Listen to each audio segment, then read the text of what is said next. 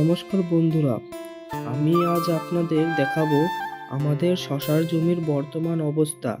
দেখতেই পাচ্ছেন জমিতে অনেক ঘাস আগাছা জন্মেছে, তাই আগাছাগুলো শশা গাছের খাবার ও পুষ্টি কেড়ে নিচ্ছে। তাই আমরা জমির সমস্ত ঘাস ও মূলচ তুলে দেব।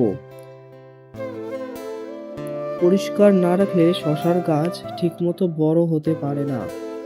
দেখতেই পাচ্ছেন জমি এখন অনেক পরিষ্কার। নিয়মিত আগাছা পরিষ্কার করলে ফলন ভালো হয় এবং গাছ সুস্থ থাকে।